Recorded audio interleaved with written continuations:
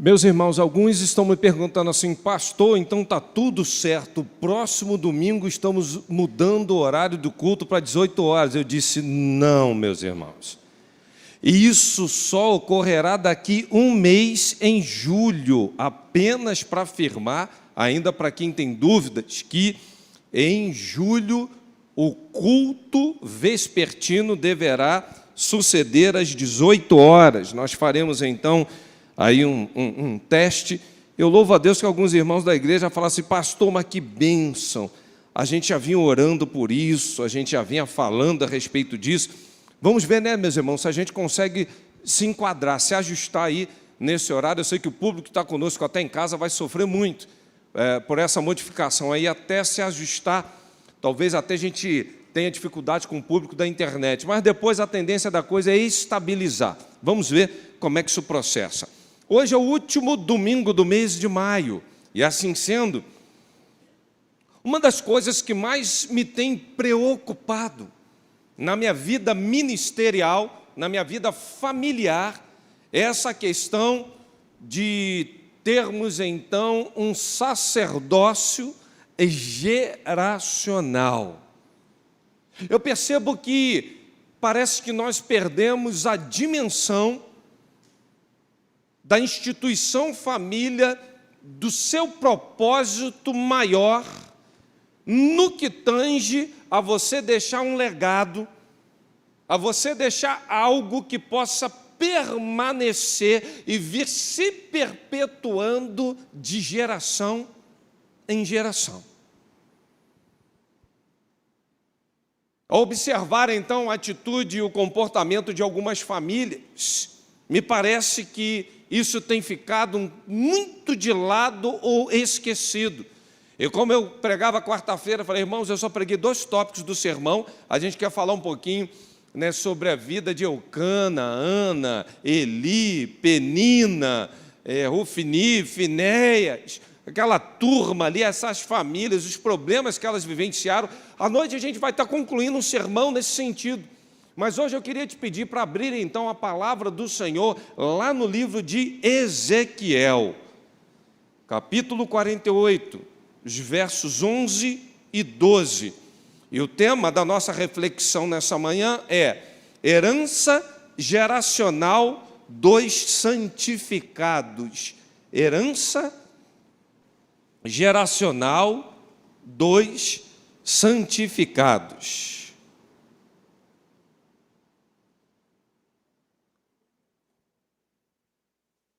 Enquanto você está abrindo aí a palavra do Senhor, o texto que ora leremos, meus irmãos, ele está incluso num momento muito especial. Quando você vai ver o que eu preguei quarta-feira lá em 1 Samuel 2, você vai ver então que Eli desanda tudo na sua casa, seus filhos são considerados filhos de Belial, e Deus tinha uma promessa de um sacerdócio. Então Deus começa a falar com a casa de Eli que vai vir uma condenação e que ali vai ser quebrado aquilo que já vinha ocorrendo já de tempo, até porque ninguém conseguia conviver mais com os filhos de Eli. E o Senhor então começa a falar para aquele povo ali que Ele vai suscitar um sacerdote fiel, que vai edificar uma casa estável, e essa casa, ela vai se inclinar diante do Senhor. E essa casa, ela será fiel ao Senhor. E que casa é essa? Vem na mesma linhagem geracional de Eli. E a gente chega agora aqui num descendente dele, que é a casa de Zadoc. Então, Ezequiel 48, versos 11 e 12, diz assim: e será para os sacerdotes santificado entre os filhos de Zadoc, que guardaram a minha ordenança, que não andaram errados, quando os filhos de Israel se extraviaram, como se extraviaram os outros levitas. E o oferecido da oferta da terra lhes será santidade das santidades, junto ao termo dos levitas.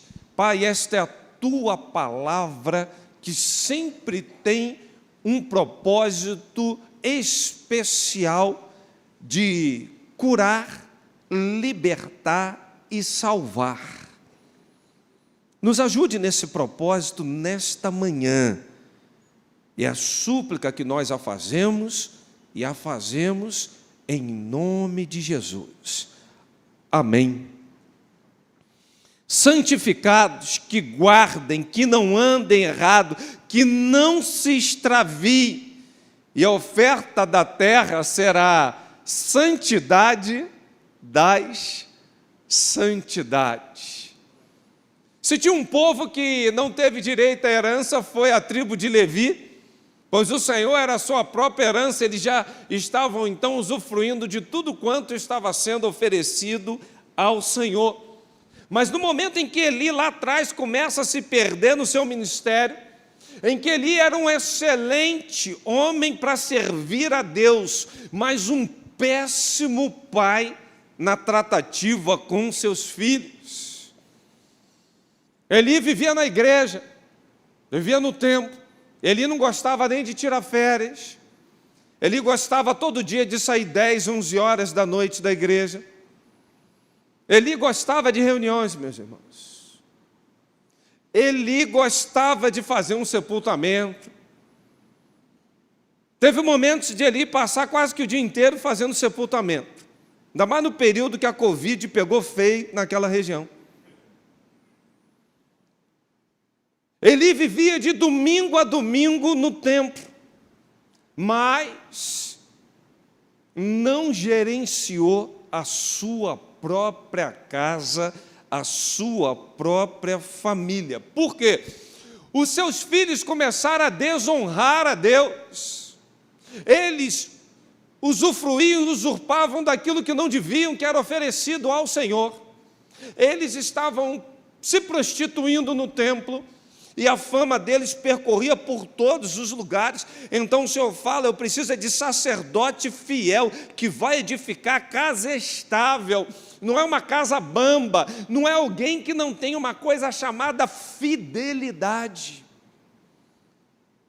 E olhando para aqueles dois, estava difícil, ao ponto dos inimigos vir ali, saquear o templo e levar a arca. Ele toma conhecimento, vocês sabem a história, cai, morre, a nora trabalha de parto, nasce um filho que chamou-se Icabode ou Icabô, que traduzindo quer dizer, foi-se a glória. Não tem nada pior para uma família que não tenha então a visão geracional. Quando em determinado momento, devido aos seus erros, um olha para o outro e fala, e agora? Foi-se a glória. E parece que isso não tem incomodado muita gente. Há muitas casas hoje vivendo sem glória nenhuma. Deus já saiu há muito tempo. A glória já se dissipou. Por mais que se ore, por mais que leiam a palavra, ou deixem a Bíblia lá na estante aberta, lá no Salmo 91, por mais que bote no painel do carro o Salmo 23, aquelas Bíblias, para entrar em comunidade com o livro aberto, em um adesivo bem grande, dizendo a paz do Senhor. Por mais que se faça, então, aqui, mensalmente, um depósito generoso para o celeiro do amor, uma oferta expressiva para a casa de Deus. Mas o curioso é que os nossos lares parece que estão passando por um momento de esvaziamento da glória de Deus. Assim estava a casa de Eli.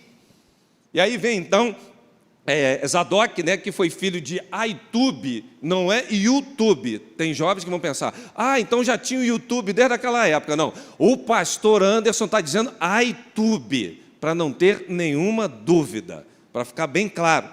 Então, ele era descendente de Eli, e ele viveu praticamente na velhice de Davi, e quando Salomão foi constituído rei. E Salomão também teve problemas, meus irmãos, Que homem maravilhoso, maior rei, maior profeta, maior sacerdote. Mas quando ele percebe que o tempo dele está passando, ele vai procurar uma geração. O povo olha e fala: você sim, agora a tua descendência não tem como. Não tem como. Eu acho que esse é o maior fracasso ministerial que um homem pode ter na vida. É falar: pastor Anderson, você sim, Lucas Maciel e Meline Maciel não. Não tem como. A gente olha e não dá para sentir firmeza, não. O negócio parece que desandou, essa glória parece que foi. E aí a vida passa a ser uma vida religiosa, sabe por quê? Esses homens já estavam de tempo em tempo fazendo coisas abomináveis, não tinham fidelidade, compromisso nenhum com o Senhor. E tem gente vivendo assim ainda nos dias de hoje. Sabe por quê? A gente vai ver a geração da Zadok, 3 grandes homens. A Bíblia vai falar que era Azarias, Aimás e Mesulão. 3 excelentes nomes para você que está grávida, pensando assim, orando, está aí, ó, Mesulão. Pastor, nome estranho. Esses 3 eram cheios da glória e da presença de Deus. Eles não se curvaram, não fizeram o que os levitas, como diz o texto, estavam fazendo, se extraviaram. A geração Zadok foi uma geração extremamente fiel ao Senhor, porque eles separaram, eles não viviam com as coisas do mundo, eles olhavam as coisas do mundo e falavam: não vamos nos contaminar com isso não, isso não vai agradar o Senhor, essa conversa não é do Senhor. Eu fico imaginando o papo desses camaradas aí, Aimás, né? E esse camarada aqui chamado Azarias. E aí, vamos tocar nesse assunto? Não. As más conversações corrompem os bons costumes. E agora, vamos dialogar aqui sobre esse negócio aí que está passando, que bombou na televisão. Todo mundo acha isso legal, esse negócio de Big Brother. Não, porque nós vamos extraviar, isso não agrada ao Senhor. Vamos agora ouvir, curtir aquelas músicas, aquele espancadão aí, sabe? Que não fala nada com nada, ainda está profanando aí as coisas de Deus. Eles vão dizer: não, isso não pode entrar aqui em casa, porque senão a glória não desce. Não vamos nos contaminar. Nós não podemos viver aqui de uma forma, em casa de outra. Nós não podemos ser uma coisa na igreja e em casa parece que ao chegar ali no templo, a voz vai ficando aveludada. Vem dentro do carro: eu te disse, porquanto te digo. Aí vem chegando aqui, já sabe que vai estar a turma aqui já ali na recepção: a paz do Senhor. O bailar da Bíblia é um bailar empolgante, diferente. Diferente. Outro dia eu fui fazer até um sepultamento aí, botou o corpo lá, uma pessoa aí que era, que bênção, todo mundo olha, que bênção. Aí estava a mãe, a esposa, os filhos, aí vinha um, chegava perto do esquife do defunto, falava: meu Deus, eu não acredito, tanta gente para o Senhor levaram logo ele. Deus, eu não entendo. Aí veio outro: meu Deus, é verdade, esse homem maravilhoso morreu. Aí veio outro: meu Deus, esse homem não tinha pecado. Aí a mãe falou para o filho assim: meu filho, dá uma olhadinha ali no caixão, vê se é teu pai que está lá dentro mesmo. Acho que, não sei, acho que trocaram alguma coisa aí. Alguma coisa que não está batendo, não. Irmãos, nós nos tornamos expert em viver de aparência, em viver fantasiando, em viver daquela forma assim: deixa eu parecer ser lá dentro, eu não consigo ser o que o Senhor quer que eu seja. Sabe por quê? Nós não entendemos que temos um propósito geracional com o Senhor. E se tem uma coisa que Deus não se agrada, Deus nos chamou para sermos fiéis, fidelidade ao Senhor. E a fidelidade começa dentro de casa.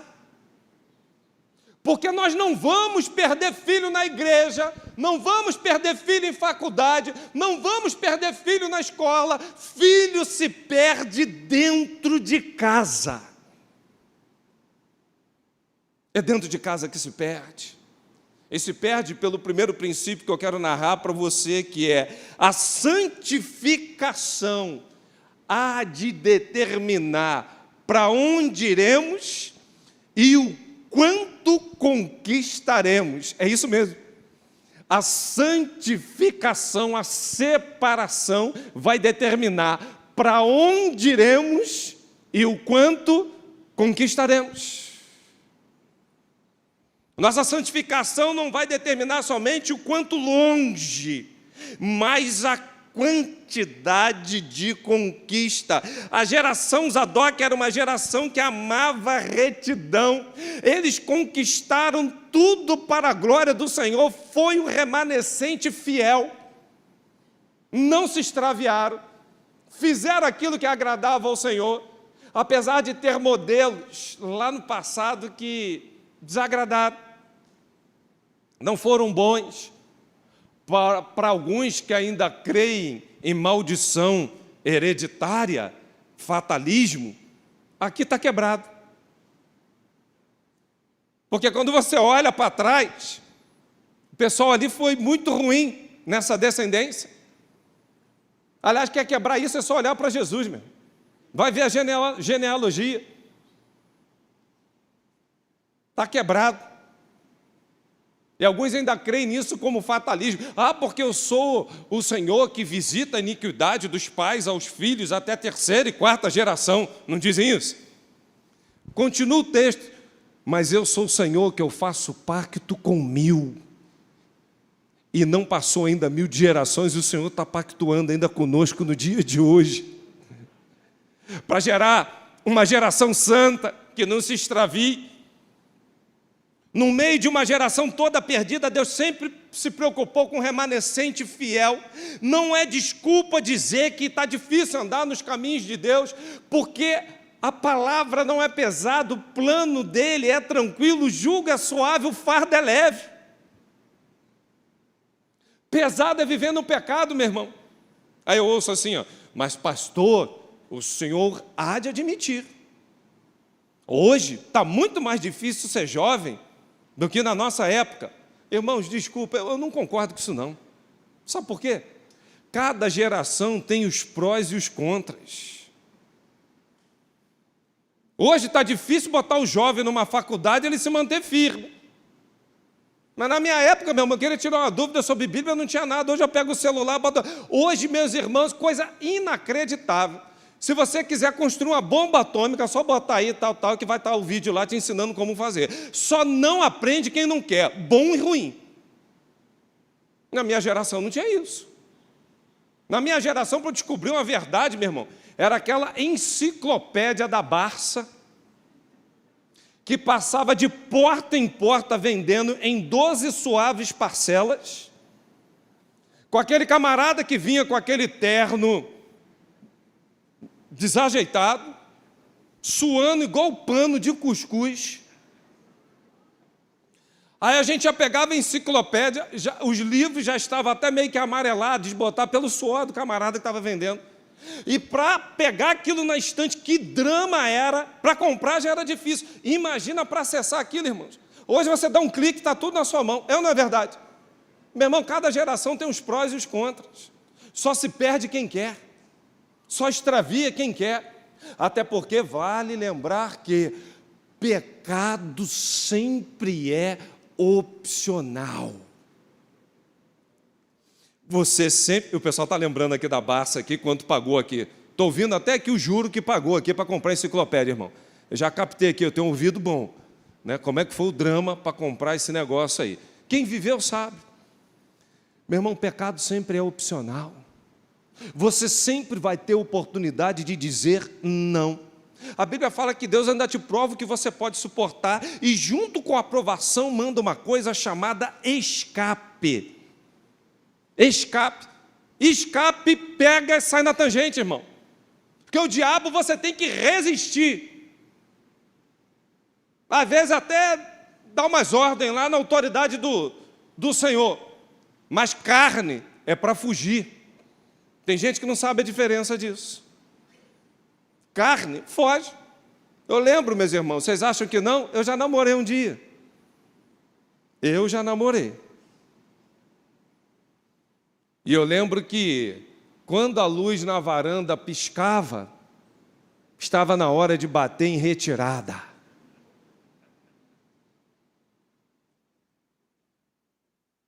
Nunca esqueci disso. A luz piscava, eis que vi um sinal do além, dizendo: Anderson, vai embora. Já deu sua hora. Tem nada mais para fazer aqui. Ora, larga e vai. Sabe o que é isso, irmão? O escape. E a gente às vezes quer dar desculpa para o pecado, dizendo: ah, mas o Satanás, o bicho é um cão. O pastor vem para roubar, matar e destruir. Ele é ruim, né? A carne é fraca, né? Eu falo: é. Mas para isso se manifestou o Filho de Deus, para destruir as obras do diabo.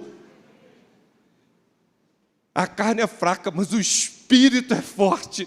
E você pode todas as coisas naquele que te fortalece. Não tem desculpa. Não dá para dar desculpa, irmão.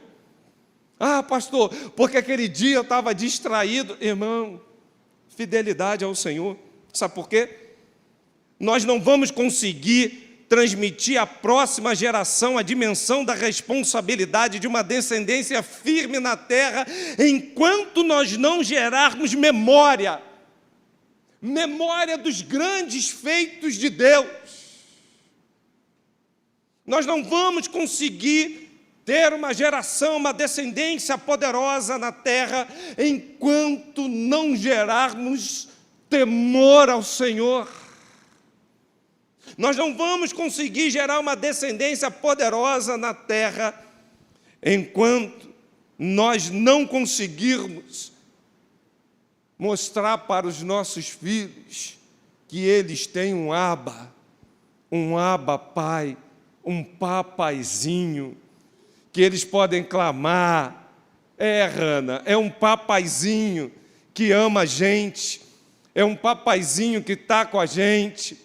É um papaizinho que fala: olha, esse Abba, é uma coisa impressionante, esse Abba Pai, desse papaizinho. É um balbuciar de uma criança, porque tem muita gente que olha para um Deus criador, mantenedor, mas até os dias de hoje não descobriu que Ele é Abba, Ele é Pai. É o Pai que abençoa, é o Pai que quer gerar temor, é o Pai que quer gerar santidade, é o Pai que quer gerar diferença. A geração de Samuel se perdeu, muita ganância, aceitavam suborno, perverteram a lei e o direito. A geração de Eli se perdeu, profanaram o templo, viviam usufruindo daquilo que não deviam.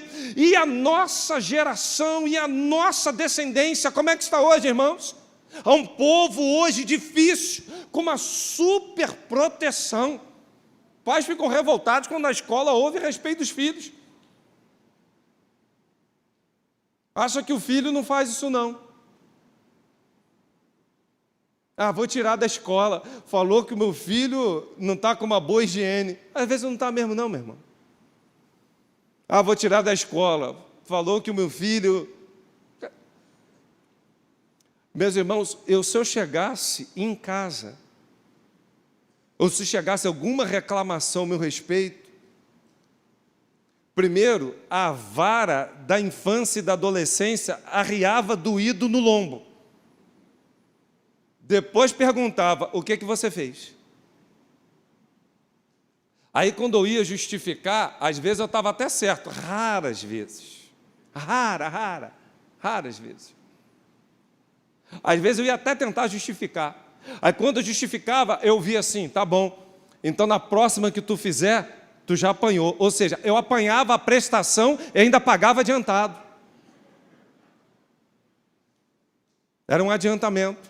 Na próxima, a gente zera essa conta, que essa já foi.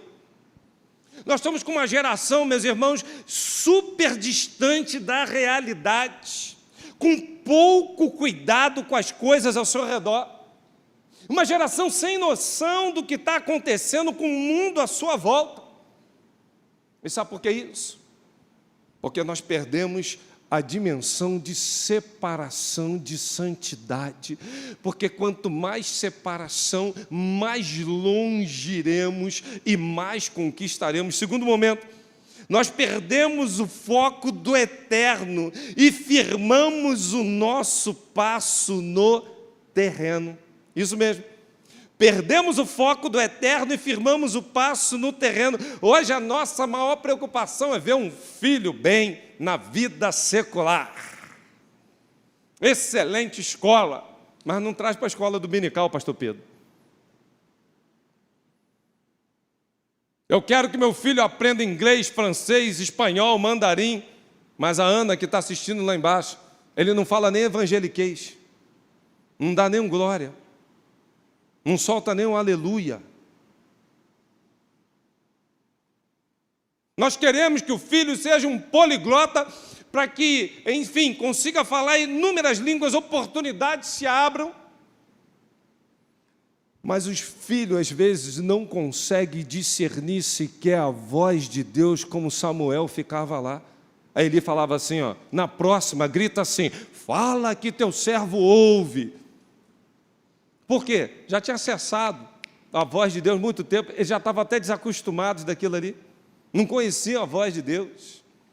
Nós estamos firmados hoje num conceito terreno, onde nós queremos sim, que os nossos filhos tenham a melhor alimentação. Outro dia foi até um camarada me vender um filtro, para botar lá na minha casa. Falei, mas o filtro fazia sonorização na hora de sair água, barulho de cascata, de cachoeira, essa sai com ozônio, essa sai com ímã, essa sai tal, essa sai a temperatura disso, daquilo e tal. Ainda que eu mal, tipo, qual é o valor desse filtro, hein? R$1.000. Eu falei, o quê? Quanto custa a saúde do seu filho? Eu falei, custa o que eu posso pagar. Eu estou bebendo água da SEDAI, isso aqui não vai dar certo, não. Eu vou ter que vender um rim para comprar nesse filtro aí, não dá, não. Isso, passa de mim esse cálice. Mas a gente quer dar tudo do bom, tudo do melhor. Ainda ouço assim de alguns pais, olha, você não pode dar aquilo que você não recebeu. Eu nunca tive um beijo do meu pai. Eu nunca tive um abraço do meu pai, eu nunca tive um apoio do meu pai. Desculpa, meu irmão, você pode dar sim. Porque o que um pai sonha é dar tudo que nunca teve para um filho. É ou não é verdade? Basta você querer, isso não é desculpa. Mas nós estamos sempre focados aqui no terreno, queremos colocá-lo nas melhores escolas. Se falar que a escola mantém o filho o dia inteiro lá, que na hora que não tem nada para fazer, manda para o banheiro e fala, essa escola é boa. O dia inteiro. Agora, aula de balé, aula de judô, aula de inglês. Agora, aula de ciência. Aí eles inventam agora umas palavras que eu acho interessante, né? Que é um show assim de cores, luzes, imagens. Isso é tudo efeito cascata, meu irmão. As crianças não estão aprendendo nada. Não estão aprendendo nada. Aqui na escola nós temos agora um projeto dimensional que trouxemos de Marte. Aí você entra lá, vê assim um negócio, um tubo de ensaio, mais luzes piscando. Aí você, rapaz, esse negócio aqui acho que é bom mesmo. Efeito cascata. Tudo efeito cascata. Você pode sim fazer a diferença na vida do teu filho. A gente cobra hoje dos nossos filhos mais boletim escolar do que arrependimento diante do Senhor. Nós não suportamos ver um filho em casa que não vai para a escola, com pretextos, com desculpas, mas a gente se conforma com um filho que não lê a palavra, não se ajoelha e não ora e não se derrama diante do Senhor. Isso não incomoda mais. Nós nos acomodamos com o terreno, dizendo, importa é que ele é inteligente, importa são as notas, mas, apesar de toda a inteligência que ele pode ter, apesar da excelente escola que ele tem, o filho não é mais fiel nem temente ao Senhor, o filho não sabe nem o que é dizimar, o filho não sabe confessar pecado, o filho não sabe nada, é quando vai para a faculdade, o caldo entorna. Aí tem escolas aí, seminários, que estão agora pegando alunos de faculdade, tranca a matrícula 1 ano, para passar por um processo de amadurecimento espiritual para suportar a pressão que ele está vivendo lá, porque ele já está sucumbindo. A que ponto chegamos? Conheço vários seminários, Palavra da Vida, eu conheço. A que ponto nós chegamos de uma geração que se perdeu? De uma geração que quando chegar lá vai ouvir aquelas histórias mais estapafúrdias, e ele não consegue discernir que aquilo está se confrontando com a palavra de Deus. Desconstrução da sexualidade, desconstrução de família, desconstrução de autoridade, onde o liberalismo tomou conta, vale tudo, importa que você seja feliz, não importa quem você está magoando, experimente tudo. E ele é incapaz de se posicionar, sabe por quê? Nós estamos investindo muito no terreno. Nós sentimos maior segurança e alegria quando um filho passa num concurso, quando um filho tem uma carreira promissora, e nós ficamos tristes quando o filho declara: pai, mãe, eu fui chamado para o ministério da palavra de Deus. Eu fui chamado para ser missionário lá na Zarâmbia. Eu sei o que eu ouvi. Eu sei o que eu ouvi lá em casa. Eu sei o que eu passei. Diziam para o Lucas: Lucas, faz medicina, meu filho. Vai para a engenharia. Vai para o colégio naval, que não sei o quê. Que o Lucas lá em casa, meus irmãos, eu louvo a Deus, puxou a beleza e a inteligência da mãe. Quando faz besteira, é a raça do pai. Garoto bom. Outdoor do Lucas no Rio de Janeiro todinho. Primeiro colocado disso, primeiro colocado não sei o quê, negócio de concurso para a escola naval, desde 14 anos e passo, 01, 02, 0 não sei o quê, 0 não sei o que lá e tal.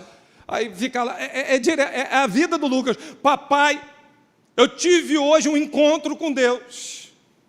Eu tive uma palestra com um senhor de 92 anos de idade que me ensinou a obedecer a Deus como nunca eu tinha ouvido. E eu decidi ser ministro da palavra de Deus. Aí vem a turma. Medicina, não tem nenhuma carreira que o garoto conseguiu em primeiro lugar aí nas faculdades. Aí teve esses negócios aí. Puxou a mãe. Puxasse o pai, não ia conseguir nada desses troços, não. Eu falei assim: meu filho, você pode ter diploma na NASA, você pode ter foto nos maiores jornais outdoors do Brasil, você pode ter o salário mais promissor do mundo, mas o maior diploma que eu quero ver na sua vida é lavado e remido no sangue do Cordeiro. Nada substitui isso. Não vamos valorizar o terreno, irmãos. Não vamos fazer isso. A parábola do filho pródigo demonstra bem isso. Um filho que sai na hora errada, um filho que sai do jeito errado, que sai com propósito errado, para viver a vida. Aí depois, vem as consequências. Me chama a atenção, é que o desejo desse filho era comer as mesmas coisas que os porcos comiam depois de ter tudo do bom e do melhor. Há uma geração sendo formada, há uma geração que a cada dia precisa ser educada nos caminhos do Senhor, há uma geração que tem que ter a motivação correta. Tem filhos que estão achando que Deus está levando ele para o militarismo para ser almirante. Ei, Deus te levou lá para você ser almirante, é da palavra de Deus. Não se iluda, não. Tem gente que está querendo medicina por causa de estabilidade na carreira. Não se iluda. Deus só te coloca lá, sabe para quê? O que vai vir de gente no teu consultório dizendo: eu não estou sentindo nada não, a minha dor é na alma, me ouve, fale algo de Deus para mim. A gente acha que é para ganhar dinheiro, a gente acha que é para buscar estabilidade. Tudo é para a glória de Deus, amém, meus irmãos? Nós precisamos ensinar isso aos nossos filhos. Outro dia minha filha falou assim: papai, se essa carreira aqui não der certa, eu queria conversar contigo, tua visão, que carreira tu acha? Eu falei: minha filha, me perdoe, eu não quero conversar isso contigo não, sabe por quê? Eu tenho plena convicção que o Senhor tem uma carreira linda, e não é estabilidade, não é dinheiro, não é nada disso, e as promessas de Deus vão se cumprir na sua vida, minha filha, e tudo que o Senhor tem, onde o Senhor te levar, você vai ser feliz, fazendo tudo para a glória do nome dEle. Não quero falar de carreira terrena, não. Quero falar de carreira celestial. Isso é que é o bom. Vamos cuidar de carreira celestial. Como é que está aí sua vida com Deus? Testemunhei há uns domingos atrás, quando eu fui fazer aquela abordagem, né, aquela entrada triunfal para um casamento com a minha futura esposa, Márcia, quando eu a vi ali, que Deus já tinha me mostrado ela em sonhos. Primeira pergunta que eu fiz, qual foi? Quem lembra? Como é que está a sua vida com Deus? Depois eu lancei aquela pérola. Vai ser minha esposa. Como é que está a sua vida com Deus? Por quê? Eu já tinha visão do que o Senhor faria a nível de ministério, para que Deus me uniria àquela mulher. Eu já orava por filhos, hoje eu oro por nora, genro. Mas oro. Por netos. Porque eu fico assim: Senhor, eu não posso errar nisso, Senhor, me ajuda nas minhas fraquezas, Senhor, me ajuda a criar uma geração. Eu não quero um mundo melhor para os meus filhos, mas eu quero deixar um filho melhor para esse mundo. E para isso, Senhor, a minha batalha ela é incessante. Porque lá atrás, quando a gente olha lá que a palavra estava escassa, problema de falsidade em relações, e Deus vem falando: ó, Deus é testemunha da tua infidelidade com a mulher lá da tua mocidade. Deus odeia, abomina o divórcio. E o último livro da Bíblia, o último versículo da Bíblia, a última reflexão do Antigo Testamento, antes do período interbíblico, que a voz profética ia cessar, o próprio Deus fala assim: e converterá o coração dos pais aos filhos e dos filhos aos pais. Sabe para quê? Para que eu não venha e fira a terra com maldição. Irmãos, o que está faltando em nós é uma legítima conversão de pais para filhos e de uma família para com o Senhor, para restabelecer a separação e termos uma descendência poderosa na face da terra, que não vai se extraviar, que não vai se perder, mas vai ter uma herança linda para com o Senhor. Amém, meus irmãos? E eu quero terminar essa reflexão dizendo que nós estamos provocando mais a ira dos filhos do que derramando o amor de Deus.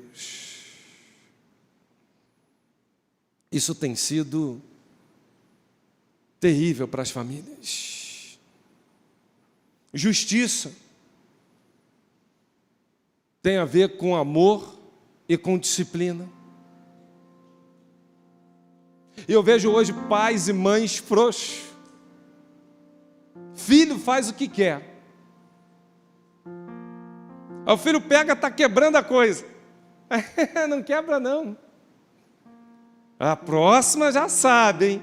Aí vem um filho de novo. Olha, falei para não quebrar. Já destruiu a casa inteira.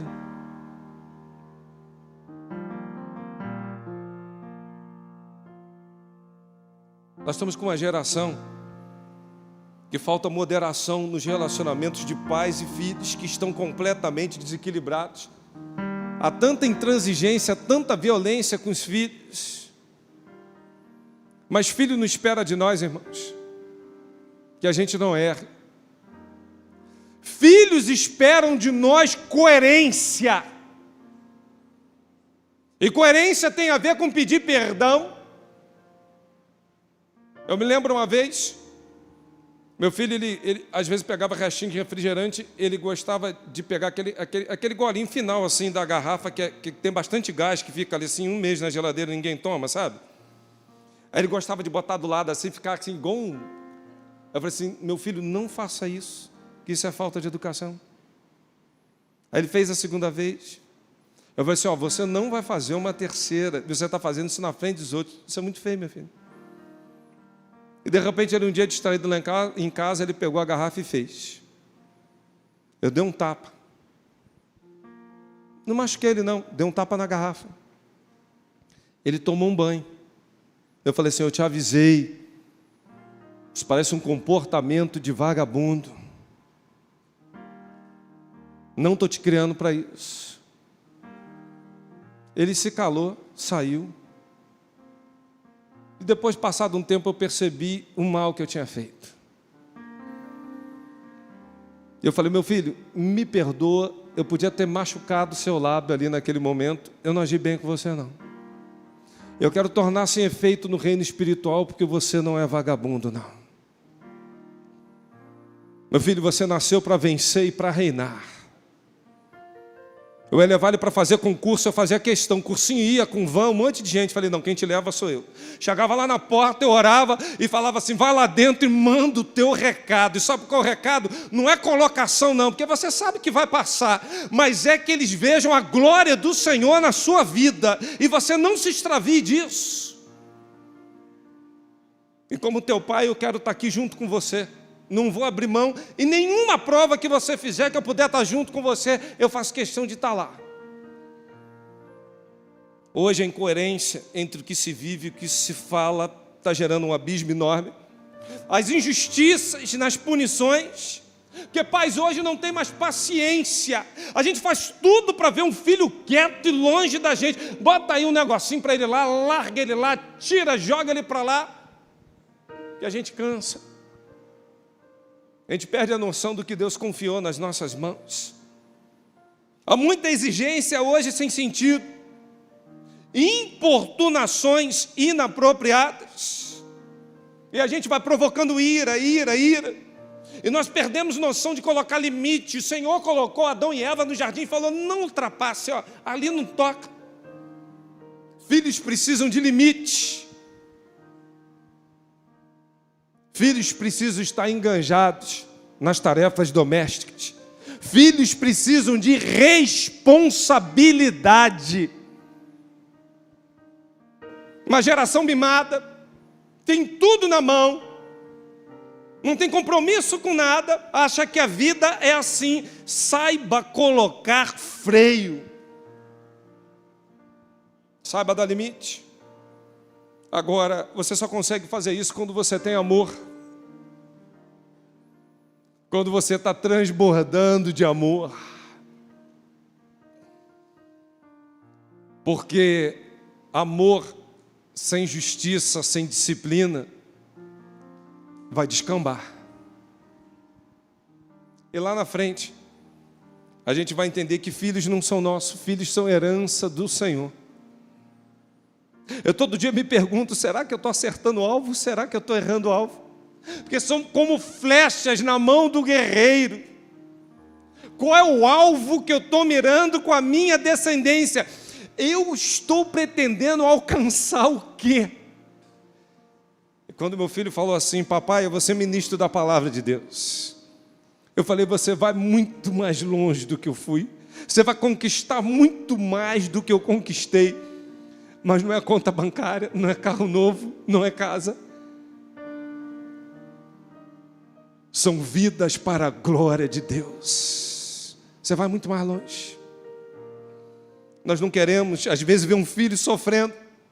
A gente quer se colocar, se interpor.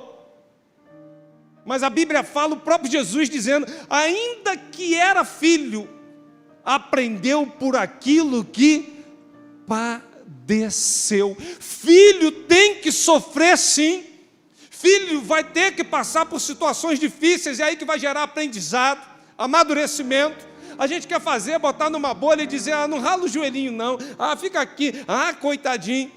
Às vezes tem filho que tropeça e cai, ele chora mais porque a mãe ou o pai como reage do que a dor da queda. Ai, meu Deus, faz um escândalo. Lá em casa caía, a gente fingia que nem vinha. Finge que não está vendo, deixa ele. Deixa ele se virar, deixa ela se virar. Deixa que a Meline vai dar conta do recado. A gente quer super proteger. E eu queria concluir essa reflexão nessa manhã dizendo uma coisa. Há 3 gerações distintas, desde lá, do cativeiro babilônico. Sabe o que acontece? Uma geração que viveu um período de cativeiro e que o Senhor os libertou e começou a caminhar com eles para entrar em Canaã.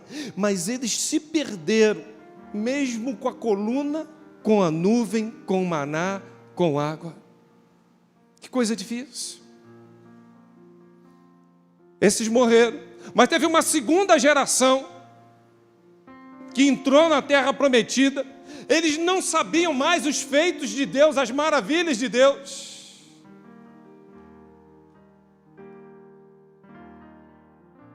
E eles começaram a se perder nesse processo. A primeira geração viveu Deus. A segunda geração ou nem ouviu falar de Deus. A terceira, meu irmão, já estava corrompida, completamente perdida. Em qual geração você se enquadra nessa manhã? Em qual geração? A tua descendência vai ser uma geração da Zadok. Você vai oferecer sacrifícios novos, sacrifícios espirituais agradáveis ao Senhor? Ou nessa manhã você quer viver como aqueles que se perdem?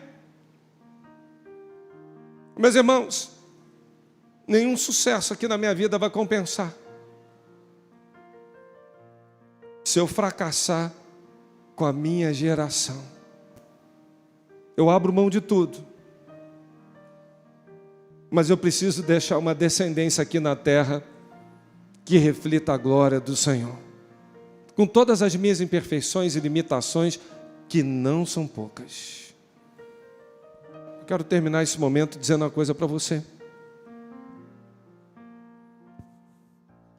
O Senhor levanta um remanescente para santificar, separar, que vai guardar a sua ordenança, que não vai querer andar errado, não vai se extraviar.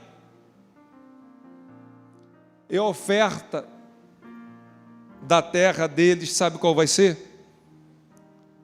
Santidade das santidades. Eu não quero deixar casa, eu não quero deixar carro, eu quero deixar um legado espiritual. Eu não quero deixar outra coisa que não seja representar Deus. E minha filha está aqui me ouvindo todas as horas. Eu falo, quando eu sou compassivo, quando eu vou disciplinar, eu me pergunto que tipo de Deus eu estou representando para essa menina. Que tipo de pai eu estou sendo. E ela sabe disso. Falei, filha, os dias do seu pai são poucos aqui na face da terra, mas até o momento final, eu preciso deixar aqui algo que você reflita e diga, vale a pena andar nesse caminho. Eu não quero nunca me extraviar dele. Haja o que houver, as promessas de Deus vão se cumprir. Haja o que houver, o Senhor vai me colocar na melhor porção, na melhor terra, e será a santidade das santidades. Nós estamos caminhando para lá. É para lá que nós vamos. Mas é preciso você nessa manhã parar de ficar falando, meu filho passou nisso, meu filho passou naquilo, minha filha é uma advogada, minha filha é médico, minha filha... Diga quantas almas teu filho ganhou essa semana, diga quantas vezes ele pregou essa semana, diga quantas vezes o Senhor usou de uma maneira poderosa, maravilhosa, porque para isso fomos chamados, para deixar uma descendência poderosa aqui na face da terra, que vai impactar, que vai fazer diferença. Curva a sua cabeça. Vamos adorar o Senhor. Comece a orar. Cria em mim, ó Deus, cria em mim, ó Deus, um coração puro.